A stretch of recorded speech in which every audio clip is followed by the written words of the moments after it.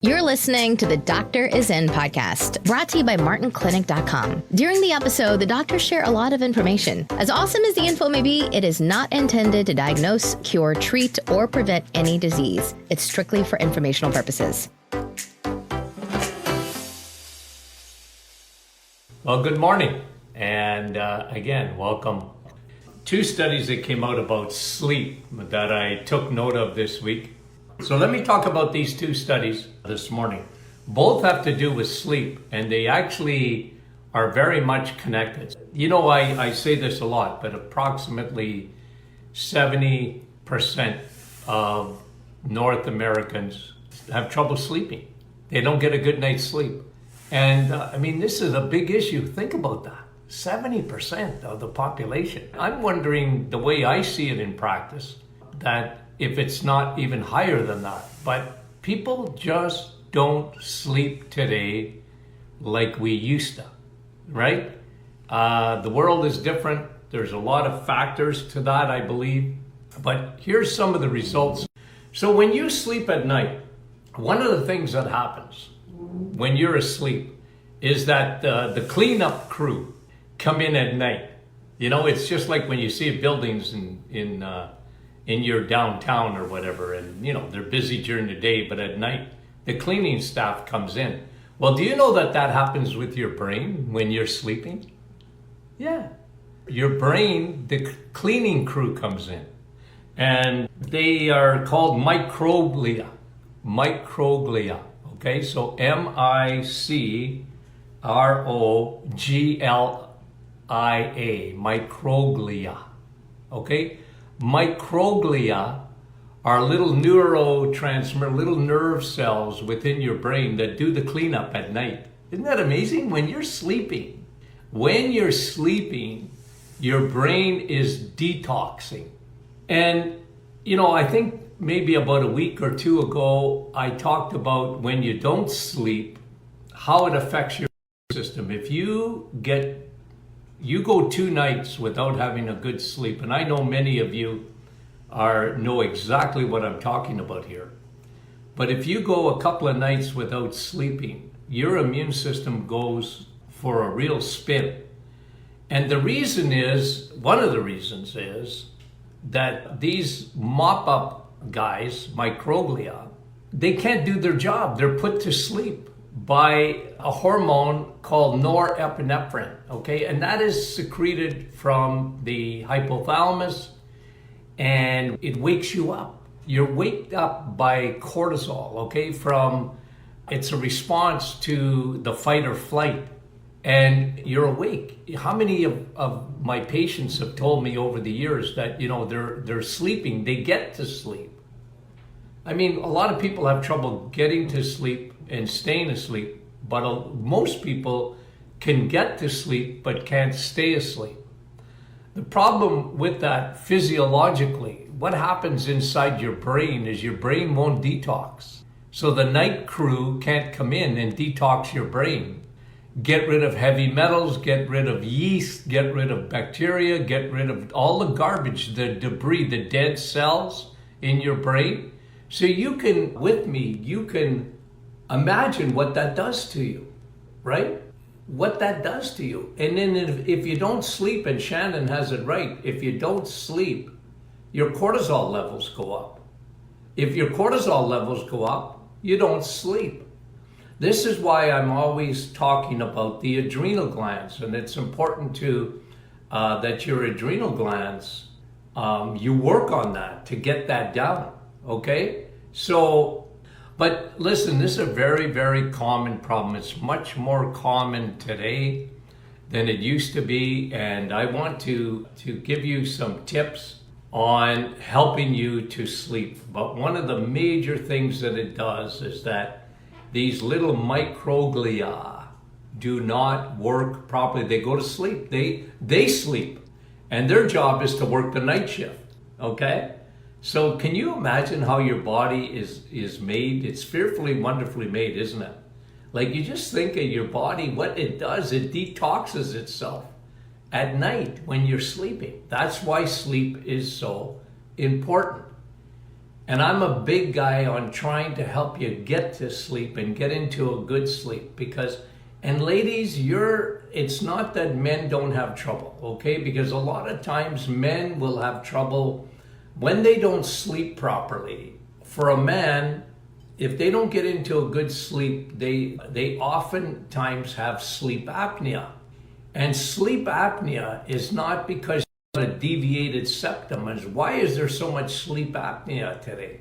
Because of insulin. It's food. What does insulin do? Insulin, when you are constantly eating carbohydrates, and you know men, they often don't listen. Right, ladies? They don't listen. How you doing? They come into the office, how you doing? Good. You feeling good? Yeah, I feel great. Anything wrong? Nope. And the only time I get the truth is when their wives are with them. They hit them in the office. Like, what are you talking about? You're not good. You're always tired. You get home, you fall asleep in 5 seconds. You snore like a bear. And you belch and you got no energy and blah, blah, blah. But the man wouldn't ordinarily tell me that. Because we're from another planet, in case you didn't know. But men, when they have trouble, it's insulin. It's insulin. So when they get their insulin down by lowering their carbohydrates, they do much better. A man, it's pretty simple. Okay, they usually have high levels of insulin, which is the number one cause of sleep apnea. Yeah, you get your insulin resistance down. A man changes his diet, and it's amazing how much better. Now, look, I don't want to talk about using the machine or not. Look, if the machine helps you, good for you. But all I'm saying is, what is the root cause of sleep apnea? It's not a lack of the machine. It's high insulin that creates inflammation.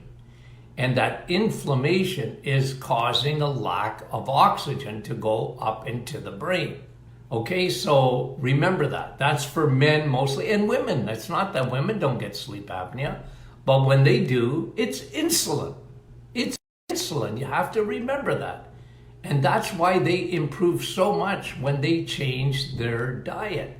Okay, so that's number one, is insulin in terms of sleep apnea. But ladies, I want to specifically address sleep with you, okay? Because sleep in a woman is caused when you have a lack of sleep, or especially when you wake up after falling asleep, although some women have trouble even getting to sleep, but that is another factor. And let me talk about that, because when your cortisol is high, that's cortisol, guys, inside the body.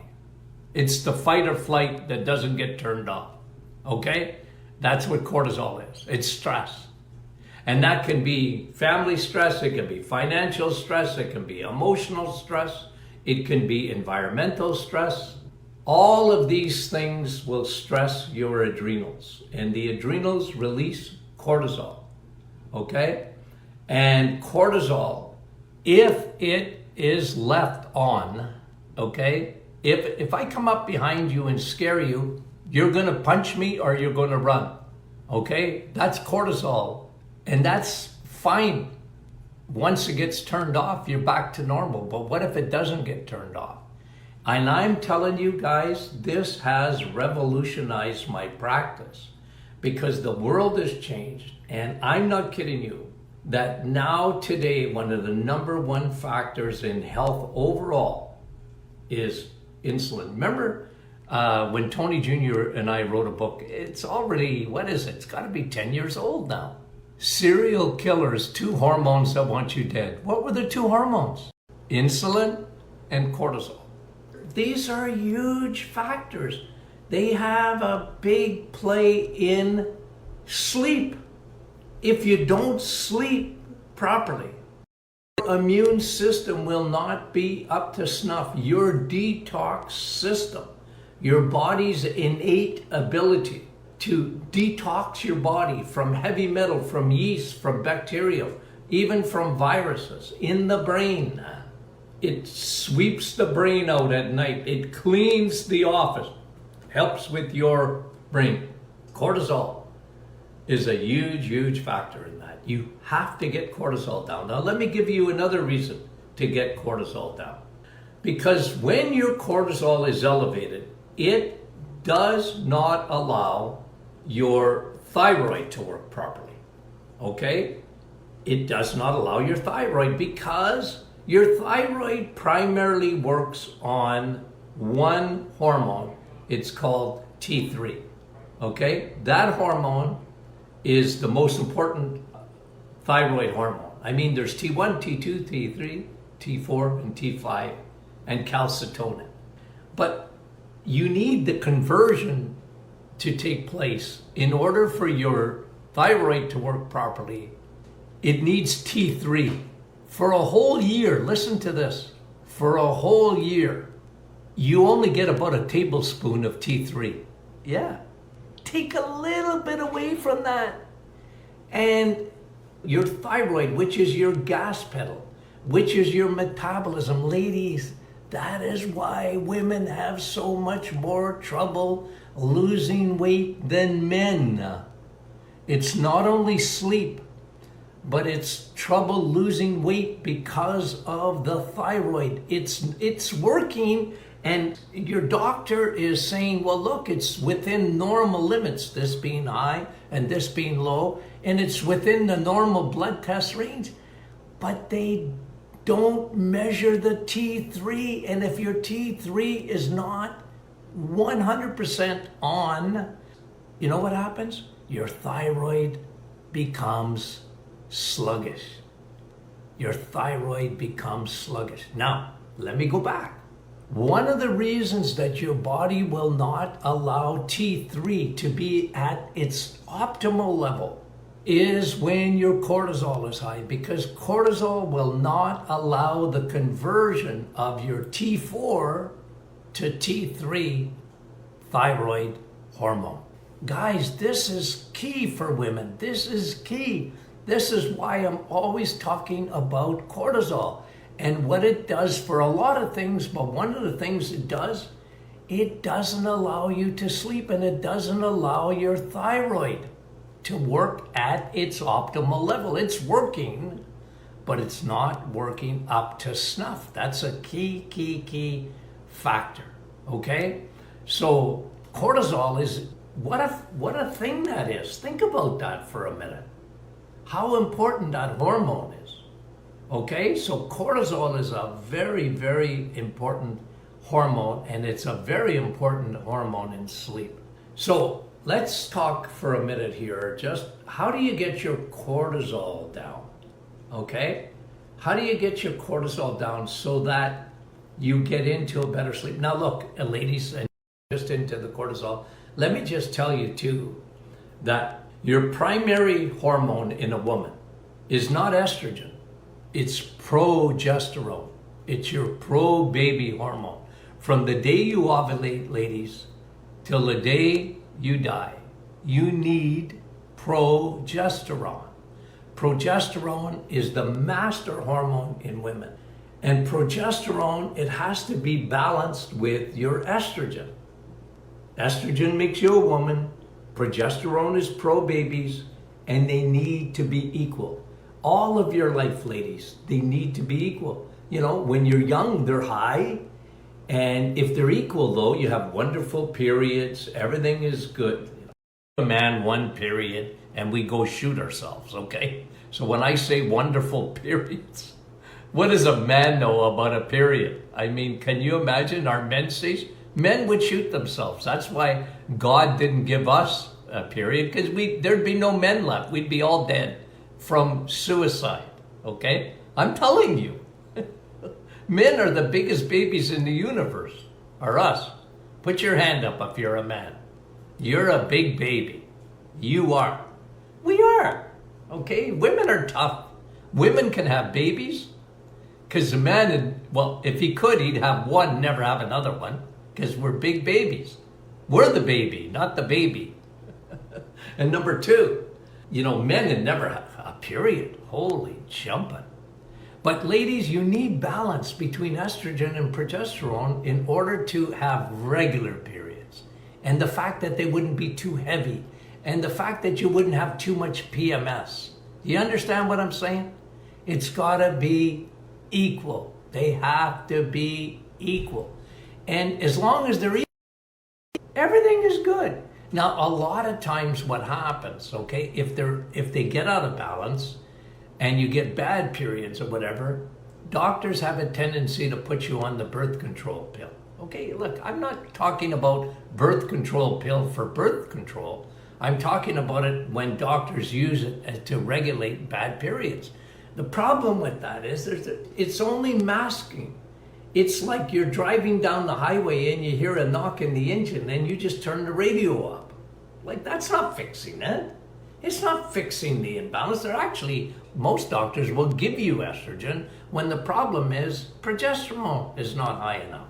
Your estrogen's already at a good level, but your progesterone is not high enough. And ladies, this becomes much more significant the older that you get. So as you get into perimenopause, okay, and I've seen 18-year-olds in perimenopause. I'm not kidding you. You know, and women have a hard time today, comparatively, okay, getting pregnant today because there's so much estrogen. The world is full of estrogen, the plastics and every chemical, anything that's in your kitchen that's got a long, you know, read the label and it says it's got, you know, you can't even pronounce the names. Those are xenoestrogens. Xenoestrogens are everywhere. You can't escape it. So what happens? That drives the estrogen up. Progesterone can't keep up. What happens? Now you have an imbalance. That can put you into perimenopausal. And look, if they're balanced, you know, of course, it's natural. But if it's not balanced, you don't feel good, you gain weight, you just look at food and you gain weight. Your thyroid doesn't work properly. Again, without progesterone. So cortisol, right? Stress. And then progesterone, a lack of it comparatively to estrogen. These two things will mess your hormones up. If you mess your hormones up, you're not going to get into a good sleep. You will not feel great. Your immune system goes down. Like if you fill out a questionnaire from my clinic and I talk about cortisol, one of the things we talk about is cortisol can affect hair. You can get hair loss with high levels of cortisol. You can get weight gain with high levels of cortisol. You can get one infection after another with high levels of cortisol. Why is that? Because it affects your sleep. And your immune system gets destroyed when you don't sleep properly. So do you understand what I'm saying? Ladies, for you, it's hormones, okay? It's hormones. So if you can just remember that is so, so, so important, okay? So let me just talk to you now for a minute about what you should do. Listen.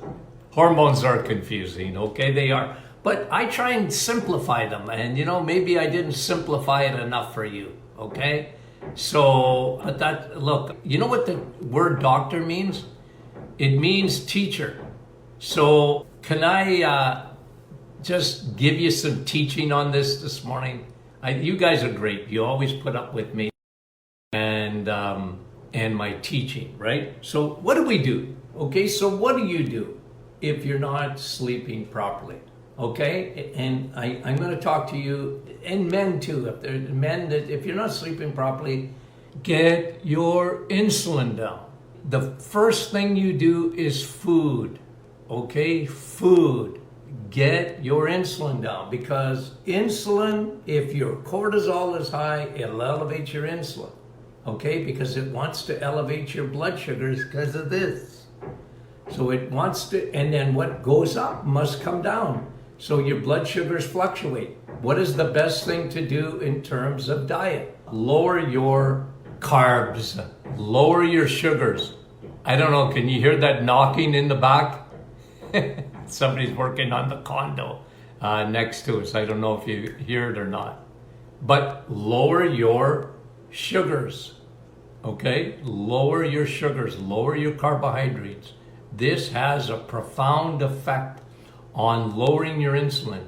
If you lower your insulin, it helps to lower your cortisol. If you lower your cortisol, you're going to help with sleep. So diet is very, very, very important, okay? Now some of you will, because of the fluctuations of the blood sugar, you know I'm a big guy on intermittent fasting. But for some, if you're waking up, your blood sugars might be going too low. It's not a bad idea if you have to take a little bit of a protein snack before you bed. So think about that. You might need a little bit of a protein snack, just a small amount of cheese or something that's low carb, but high enough in protein, in fat, okay? So that's really important, okay? So number 2, you want to get a lot of fat into the brain, okay? Because for your brain health, you need fat. That's why I'm a big guy on high DHA. I'm a big guy on fat. I'm a big guy on omega-3. It lowers your inflammation in the brain. If you lower your inflammation, you're going to get a better sleep. So lower your carbs, increase your fat, increase your good fats, okay? So this is very important. Don't mind me, I'm having a little bit of coffee. And by the way, coffee is good for you, right? You know that. I don't have to tell you that. So insulin, get that down, increase your fat, okay? Increase your fat, very, very, very important. I take DHA every day for my brain. And I know if I lower all my marker, and DHA lowers your marker, remember, someone calls you fathead, take it as a compliment. These things are important for your brain. When they look at autopsies of Alzheimer's brains, you know what they see? A shrinking brain. The brain just dries up like a prune. You want a fat brain. Your brain is fat. Your brain is DHA. What is DHA? It's a long chain fatty acid. It's only in animal foods, okay? It's only found in fish, and it's even amount, DHA, higher amount in grass-fed beef. It's higher than fish, but I take fish every day in a capsule, okay? I always tell people, I wish I liked fish better. I know, but I take fish every day. I have to take it in a capsule because I don't like fish. I wish I did. I'm a fussy about that. But I love beef. I love beef, man. I'm a beef guy. So protect the blood-brain barrier. This is very important for your brain. Even for a good sleep, protect the blood-brain barrier. Remember, you got a gut. You know this. Your gut has got a barrier. It's got a lining, right? I always like to show this, okay? And Linda says, coffee gives me heartburn. Too bad for you. I feel sorry for you, Linda. I love my coffee. Okay. Okay, you got a barrier here, okay? And see this? Okay? This is a barrier that you have between your gut and your blood. It keeps garbage that goes in your gut and sends it on into the toilet where it belongs, okay? And what makes up that little thin endothelial cells is bacteria. The more good bacteria you have, the more you're lining between and your blood. And this is important. The blood-brain barrier is the same thing, okay? It's the same thing. You've got a barrier. It's very, very thin. It's so submicroscopic that nobody even knew it existed years ago. We didn't even know it existed, that barrier. But you have a barrier between your brain and your blood. There's guards there, and they're bacteria too. They're friendly bacteria. And most of that is in the gut though. what the blood-brain barrier is made up of. It's the connection between your vagus nerve, your 10th cranial nerve, and your gut.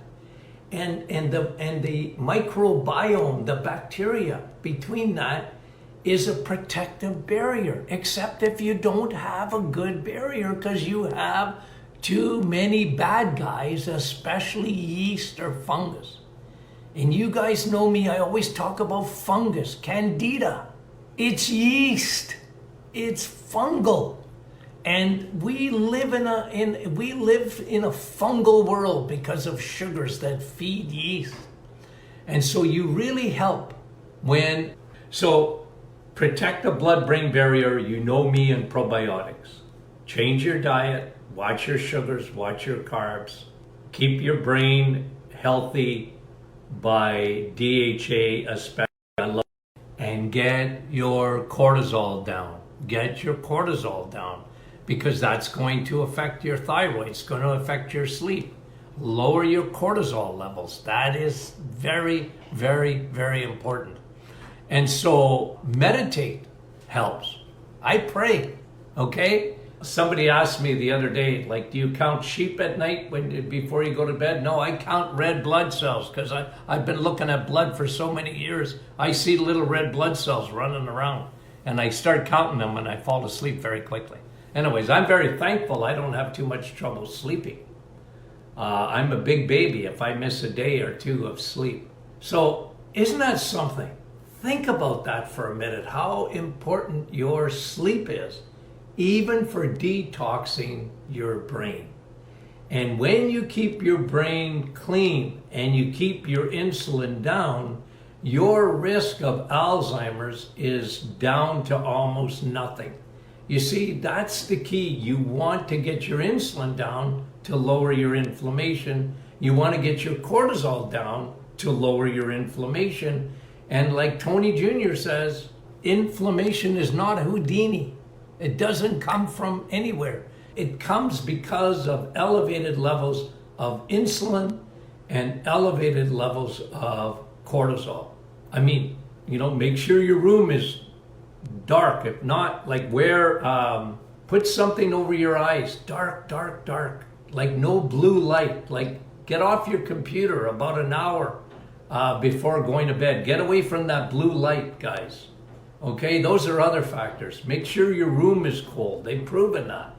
A colder room, you better sleep. Okay, it's when I'm back home in Sudbury, Rosie and I, we can see, in the wintertime, you can see our breath.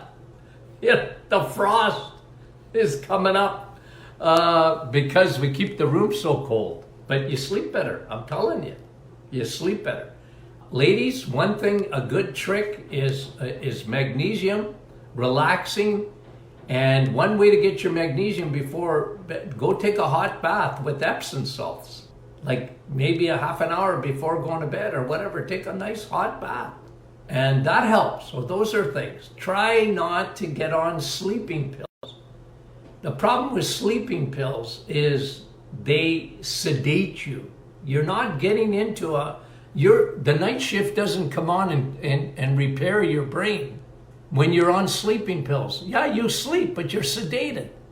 And when you're sedated, you're not getting a recuperative sleep. These microglia, they're not working. Okay? So, and for a lot of people though, that Epsom salts makes a big, big difference because of that. Take a nice warm bath, hot bath before bed. These are wonderful tricks to help, okay? So folks, send in your questions. I'm going to try and do question and answers. I've been doing that on alternative days between Monday and Thursday because, I do my normal videos. Monday's a shorter video. Usually Thursdays is the longer one. And then every day though, I'm going to do a video while I'm here. I'm going to try and answer your questions, okay? So, love you guys. You've reached the end of another Doctor is In podcast with your hosts, Dr. Martin Jr. and Sr. Be sure to catch our next episode, and thanks for listening.